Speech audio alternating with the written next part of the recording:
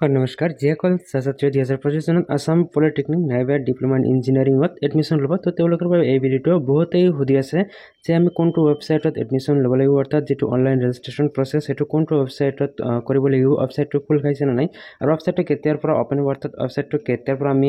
ৰেজিষ্ট্ৰেশ্যনটো কৰিব পাৰিম বহুতে এইটো সুধিছে যে এইবাৰ এণ্ট্ৰেন্স এক্সাম হ'ব নে নাই অৰ্থাৎ পলিটেকনিক এডমিশ্যনৰ বাবে এণ্ট্ৰেন্স এক্সাম দিব লাগে সেই এণ্ট্ৰেন্স এক্সামটো 2025 চনত হ'ব নে নহ'ব আৰু কি প্ৰচেছৰ মাধ্যমেৰে নাইবা কেনেকৈ এই এডমিশ্যনটো কৰোৱা হয় নাইবা এডমিশ্যন ছাত্ৰী হ'ব পাৰে এইখিনি বহুতে সুধি আছে কমন কুৱেশ্যনখিনি তো এইখিনি লৈ আপোনালোকক জনাম এইটো ভিডিঅ'ত তো ভিডিঅ'টো সম্পূৰ্ণ শেষলৈ চাব সকলোখিনি আপোনালোকে বুজি পাব তো প্ৰথমতে কোৱা হৈছে যে বহুতে ছাত্ৰী সুধিছে যে আমি কোনটো ৱেবছাইটত গৈ আমি অনলাইন ৰেজিষ্ট্ৰেশ্যনটো কৰিব লাগিব তো অনলাইন ৰেজিষ্ট্ৰেশ্যন কৰাৰ বাবে এটা ৱেবছাইট আছে আপোনালোকে এটা ৱেবছাইটটো দেখিবলৈ পাব DTE আসাম DM তাৰপিছত আছে .smart.ac.in এইখিনি দিয়া আছে ৱেবছাইটটো অৰ্থাৎ এই ৱেবছাইটটোত আপোনালোকেহে এডমিশ্যন হ'ব লাগিব তো যোৱা বছৰ এই ৱেবছাইটটো আছিলে সমৰ্থৰ তো আপোনালোকে সমৰ্থৰ জৰিয়তে আপোনালোকে এডমিশ্যনটো হ'ব লাগিব তো যিকি নহওক লিংকটো যেতিয়া এক্টিভ হ'ব তেতিয়া মই আপোনালোকক নিশ্চয় আপোনালোক দেখাম এই লিংকটো বৰ্তমানত এনেকুৱাকৈ আপোনালোকে দেখিবলৈ পাব তো ইয়াৰ পিছত একো খোল নাখায় অৰ্থাৎ ৱেবছাইটটো এতিয়ালৈ অপেন হোৱা নাই এডমিশ্যন প্ৰচেছটো আৰম্ভ হোৱা নাই তো ইয়াৰ পিছত আপোনালোক যে কেতিয়া মানত এইটো খুলিব লাগে অৰ্থাৎ কেতিয়া আপোনালোকে হয়তো এইটো কৰিব পাৰিব ফৰ্ম ফিল আপটো কৰিব পাৰিব তো এইটো যদি আপোনালোকে জানিব বিচাৰে তেনেহ'লে আপোনালোকে এটা ধাৰণা ল'ব লাগিব অৰ্থাৎ আগৰ যিটো অনলাইন এপ্লাই আৰম্ভ হৈছিলে সেই ডেটটো আপোনালোকে চালে আপোনালোকে আইডিয়া ল'ব পাৰিব যে কেতিয়া মানত খুলিব পাৰে আগৰ যদি যিটো ডেট আছিল সেইটো যদি চাওঁ তেনেহ'লে আপুনি ইয়াতে দেখিবলৈ পাম যে অনলাইন ৰেজিষ্ট্ৰেশ্যন ষ্টাৰ্ট অন এইটো আছিলে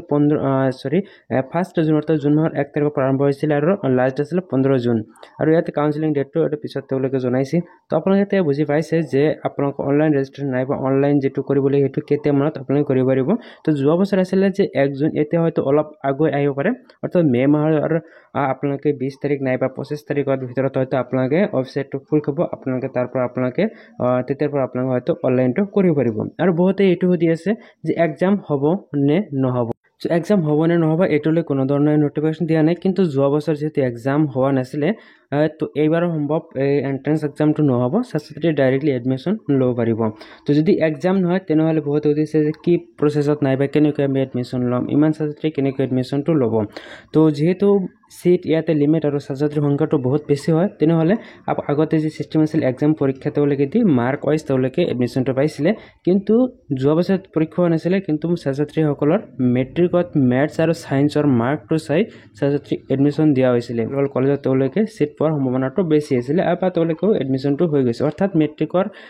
মেথছ আৰু ছায়েন্সৰ মাৰ্ক চাই তেওঁলোকে এডমিশ্যন লৈছিলে এইবাৰ হয়তো এনেকৈ হ'ব হয়তো এক্সামটো নহ'ব ডাইৰেক্টলি তেওঁলোকে যিটো মেট্ৰিকৰ যিটো মাৰ্ক আছে এই মাৰ্কৰ ওপৰত ভিত্তি কৰি তেওঁলোকে এই এডমিশ্যনটো ল'ব পাৰিব তো যিকোনো গোটেইখিনি ডিটেইলছৰ এতিয়ালৈকে ডিটেইলছ নটিফিকেশ্যন এতিয়ালৈকে কোনো ধৰণৰ নটিফিকেশ্যন অহা নাই যেতিয়া নটিচ আহিব যেতিয়া ৱেবছাইট খুলিব তেতিয়া মই আপোনালোকক নিশ্চয় আপোনালোকক ইনফৰ্ম কৰিম আপোনালোকে টেনশ্যন ল'ব নালাগে আপোনালোকে চেনেলটো ছাবস্ক্ৰাইব কৰি ৰাখিব বেল আইকনটো প্ৰেছ কৰি ৰাখিব কাৰণ যেতিয়া এইবিলাক নটিফিকেশ্যন আহিব আপোনালোকক মই ভিডিঅ' সহকাৰে আপোনালোকে নিশ্চয় ইনফৰ্মেশ্যন আপোনালোকে এই চেনেলৰ জৰিয়তে আপোনালোকে পাই থাকিব